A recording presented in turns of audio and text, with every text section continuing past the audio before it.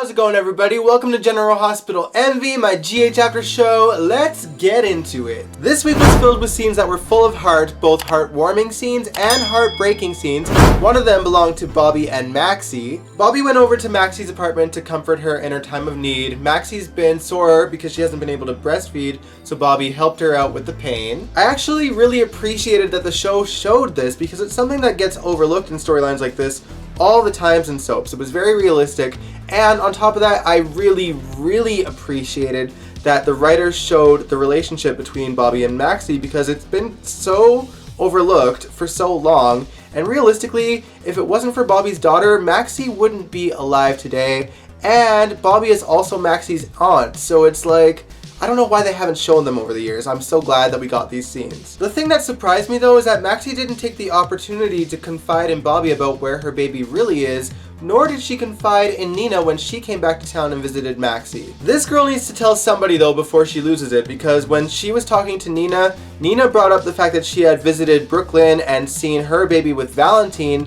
and Maxie started asking a lot of questions, which actually makes Nina question why she is so interested in Brooklyn's baby. Thankfully, Mike called when he did so that Nina was distracted enough to not have to talk about it again. We'll get into that eventually. Later in the week, Maxie actually calls Brooklyn and says that she wants to see her baby, but Brooklyn reminds her that Peter is still out there at large somewhere and that he could have people watching her, and if he sees Maxie with Brooklyn and her baby, he could put two and two together. Meanwhile, both Dante and Sam are in Pawtucket investigating the cabin where Maxie was held hostage by that crazy psychotic nurse, Chloe, that Peter hired, and it turns out that that cabin actually belongs to Dr. Austin. Obviously, that makes Sam and Dante a little bit suspicious of Austin. It turns out that Austin actually has a lot of properties in Pawtucket, so apparently he's wealthy.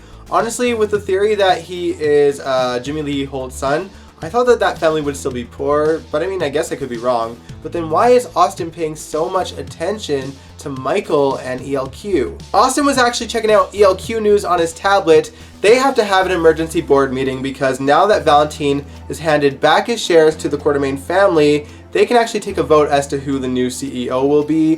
Valentine seems to think that there could be a split vote between Michael and Ned, and that would leave Valentine in charge. But maybe, just maybe, Austin will be the wild card and become CEO himself, whoever he is. Anyway, Dante and Sam discover that there is a hidden camera inside the cabin, and Austin swears up and down that he had no idea that it was in there. They are doing a good job at kind of keeping the audience in mystery as to whether Austin is a good guy or a bad guy. He's shrouded in mystery. What do you guys think? Do you think Austin is good or do you think Austin is evil? Let me know in the comments below. They managed to look at all the footage from the camera, and for some reason they concluded that Maxie is lying based on the footage of what happened in the cabin. I was kind of confused as to how they got there, but whatever. Needless to say, when Sam goes back to Port Charles, she goes over to Maxie's apartment and questions her about what actually happened that night. And Maxie's like, "Are you saying I'm lying?" Obviously, she is lying. Basically, the footage is showing that she is following Peter's orders to the letter, so Sam is confused as to why the nurse would just suddenly up and switch and take Maxie's baby to raise it as her own. Maxie is offended, but Sam points out that she's just saying that maybe Peter and her did meet up and took off with the baby together. So maybe they should be looking for Peter and the baby instead. Dante is still in Pawtucket looking around the area of the cabin, trying to see if he can find any clues as to where Chloe might have went. Austin points out that the map that Dante has was inaccurate and offers to go with him to help him explore. At one point, they make it look like Austin attacks Dante, but really he was just pushing him out of the way from the giant hole in the ground that Maxie covered up with a bunch of bushes and trees. Dante decides to look in the hole to see if there's any clues, and he goes down there and he finds something. I guess we'll learn what that is on Monday's episode. I'm sure it probably is Chloe, unless she somehow got out of there. But I mean, if Dante had to take a rope down to go into it, odds are she probably couldn't get out on her own. Meanwhile, Anna is determined to find Peter herself as well. Obviously, she doesn't know that Finn and Elizabeth killed him either, which, by the way, people are still skeptical about, even though we actually got flashbacks as to how they got rid of the body. In the flashback, we see that Elizabeth notices that the cameras in the stairwell are turned off because it turns out Cyrus was delivering drugs to and from the hospital roof, And instead of saying, oh, nobody will actually see what happened to Peter, we can leave him here, she says, we should move the body. This storyline is so dumb. Elizabeth recalls that there is a service elevator on the roof that leads to a subdivision in the basement where Olivia Jerome once held Griffin Monroe hostage to try to turn him into Duke, and also that's also the place where Helena kept Stavros frozen in a block of ice until Tony brought him back to life. Yes, GH has a very interesting history. The building itself, not the show. I mean, both do. You know what I mean. Sometimes this show dabbles in sci-fi shit and weird supernatural stuff. It just is what it is, okay? So anyway, Elizabeth and Finn take Peter's corpse to the basement and throw him into a freezer. People are still like, no, he's definitely still alive. Y'all, listen. You're telling me that Peter, who was unconscious for an hour with a bleeding head, managed to get out of a freezer with a serious head wound, by the way, make his way to a service elevator, go to a door that was locked and blocked by an entire makeshift wall, and then locked the door somehow, put the wall back, and left. Are y'all serious? I say after literally just talking about how Stavros was frozen in a block of ice for decades down there. Find me a person that would actually want to bring Peter back to life, though. Britt mentions to Elizabeth that Anna is upstairs looking for clues as to where Peter might have gone, and that freaks Elizabeth out. But Britt also, by the way, manages to tell her that she is bringing Elizabeth back full-time into GH. So good for you, Britt. I'm glad you're taking the high road. Once again, I'm saying that I love the growth that Britt has experienced. So anyway, Elizabeth makes her way up to the roof and hallucinates Peter giving her the stink eye with a bloody head. Then poof, he vanishes into thin air. And then she runs into Anna, who's trying to get in to that locked service elevator. Elizabeth stops her and points out that most likely Peter probably took a helicopter to escape GH from the roof, which I don't know why Anna didn't jump to that conclusion first. Like, you're right by the helipad. It's literally just right above the elevator, you super spy. The fact that a nurse had to point that out to her is ridiculous. Anyway, Anna does some research and she discovers that there was an unauthorized helicopter trying to land on the helipad, but he never did. So she uses that information to try to track down the pilot that was going to clearly take Peter away. Obviously, it's not going to be easy. And also, it's not going to lead anywhere. Alright, let's talk about Chase. Now, I know that I pretty much predicted exactly what would happen this week last week, but since Josh Swickard did such a wonderful job this week, I figured we might as well talk about how we got there in detail. The things I do for y'all. So Chase calls his family into the room, and Brooklyn also happens to be visiting at that time, and he announces to all of them that he and Willow are getting married. And Willow leaves and Brooklyn follows and says, why are you doing this? I know you love Chase, but you're in love with Michael. And Willow's like, I can't denounce him of his dying wish. And Brooklyn's like, okay, I guess. Man, I can barely recall the time that I actually liked Willow before she was sacrificed at the altar of Michael Corinthos. Anyway, when Finn and Chase are alone, he says to Finn, please don't blame yourself for not being able to save me. It's not your fault. Obviously, Finn can't agree with that, and he leaves to go break down, and he talks to Elizabeth about what Chase said, and then this moment happens.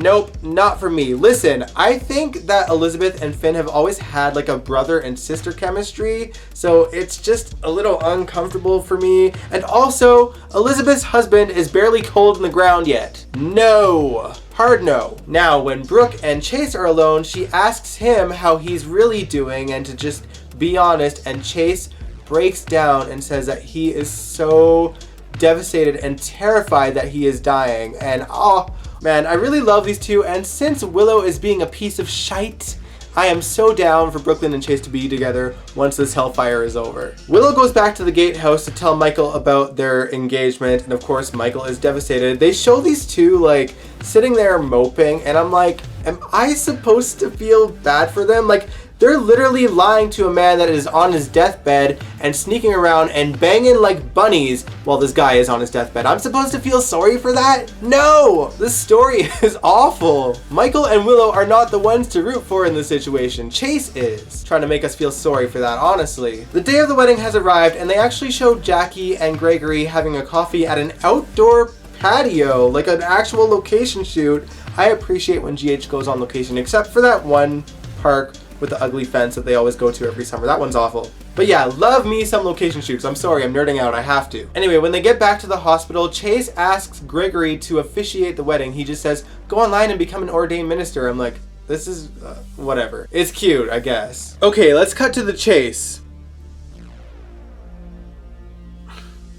Okay, so obviously if Chase is going to survive this thing, someone is going to have to clue Finn in that Gregory might actually be Chase's father after all. So let's find out how that happens. So Cyrus Renault, he is still in the hospital and he is about to get taken away by the feds, and actually he has a scene with Jordan where he's trying to get under her skin a little bit and she doesn't budge. I give her props for that. She got herself an immunity deal that prevents her from getting pressed charges against faking Cyrus going to jail in exchange for giving her full testimony when Cyrus goes on trial about everything that Cyrus ever made Jordan do. And Cyrus still tries to get in her head and says, you're gonna ruin your reputation? And she's like, damn right I will. Jordan was actually willing to sacrifice her entire career just to put Cyrus away, so I gotta give her props for that one. Jordan was actually going to resign as the police commissioner, but Laura asks her not to because what she did was noble in her eyes. But Jordan, while she agrees to not resign, she says if there's anyone in town that no longer trusts her, she's out. So anyway, Cyrus is getting wheeled away and he goes into the elevator, and it just so happens that Finn and Jackie were standing by the elevator when it opens up, and Cyrus of course can't help himself. He gloats. He didn't actually admit that he changed the DNA test or anything, but he said enough that Finn was like, wait a minute, could it be? And then he storms off, or runs off I should say. He meets up with Gregory and says that he thinks that it's a possibility that Gregory is actually Chase's real father. He takes Gregory's DNA to make that experiment thing, but also they want to get the DNA test to be sure, so they have to wait for the results, but at least the antidote would be ready once the results are in. While they're waiting for the results, that's when Chase and Willow are getting married. Violet actually comes in and she is just too darn sweet for this world. Like, Chase is sick and dying and Violet's just there like, you're getting married, you're so lucky. And Chase, he just breaks down again, and my heart again, Josh, why are you doing this to me, man? Bravo to you, sir. But yeah, so the wedding happens and we have to watch Michael just practically moping the entire time and Willow looking kind of sad about it. Chase is actually so weak that he asked Michael to put the ring on Willow's finger instead. And then boom, they're married. When they get Chase settled back into his room, that's when the DNA test results come in. Obviously at this point, no one but Gregory and Finn and Elizabeth know what's going on, so they just look confused when Finn and Gregory run off. The DNA test confirms that Gregory is in fact Chase's father. At the end of the episode, Chase actually flatlines before Finn manages to get in, but we all know he's gonna survive this thing. I, for one, am not looking forward to watching Willow and Michael be kind of sad that Chase lives here. They're gonna be like, I'm glad he's alive, but y'all are garbage. I know you haven't done it yet, but y'all are going to, and you are garbage. I can't. So those were all the major things that happened on the show this week, but there was a lot of other stuff that happened, so let's quickly speed run this. Something that I actually forgot to mention last week is that Ava and Nicholas are still being stalked. It is obvious that it's Spencer, and I can't believe that it hasn't even crossed their minds yet. Instead, Nicholas is like, oh, Britt Westbourne, as if she hasn't been on the run with Jason for a month. Nicholas, do you really think that Britt gives a shit? Like, she has been back in town for a long time, and she's barely given you the time of day. As far as I'm concerned, Nicholas kind of deserves this. Not just because he faked his death and made Spencer believe that he was dead for 4 years, or because Ava worked with Valentine to bring her face back, but also for what he's doing to Sean. He is clearly the reason that Sean didn't make parole. Thank God Alexis is doing her best to help him though. Okay, let's go back to Britt and Jason for a second. So Britt and Jason are back in town and things are obviously a little bit awkward. And Carly notices that Britt and Jason got close, and of course it didn't take her too long to go and piss on her territory. But at least she did it calmly, I guess. Growth? Believe it or not, we actually got some really touching scenes between Jason and Dr. Obrecht, because obviously they are the only two that know that Britt has Huntington's disease, and Obrecht actually gets really vulnerable and breaks down in front of him. I thought Kathleen Gotti played that beautifully. So good. Carly and Jason are in a little bit of hot water though, because it's very unclear to the people that work for them who exactly is in charge, and that is making them look weak, and people are starting to act up because of it and stealing their shipments. So out of one mob war and straight into the other. Oh, but before all that came out, Carly actually saw Nina bonding with Wiley, and she points out to her that Jax is the reason for it and that he pulled Michael's arm somehow. Nina does confront Jax, but he doesn't say much, obviously. But she does point out that she doesn't feel like Port Charles is her home anymore and kind of wants to go back to Nixon Falls. Meanwhile, Nixon Falls, Phyllis is in Sonny's ear, or sorry, Mike's ear, the whole time saying, hey, you should go and surprise her in Port Charles, just take my car. Honestly, I'm down for that. This story needs to come to an end quickly. And that'll make it a lot more exciting when he's going to run into someone he knows in town. Literally anyone. I'm sure people in Port Charles at least knows that he's a mob kingpin. Other than that, Curtis is now out of the hospital, and Stella actually invites him to move into her old place, and she's going back to London, but she's going to come back soon because she has some kind of plan. I bet it's to play matchmaker with Jordan and Curtis. We'll see how that goes. Anyway, so that's it. I hope you guys enjoyed this video. If you liked it, give it a big old thumbs up. Subscribe if you want to, I'd really appreciate it, and I will catch you guys this Wednesday for an all-new GHMV Reacts. Peace out. Congratulations.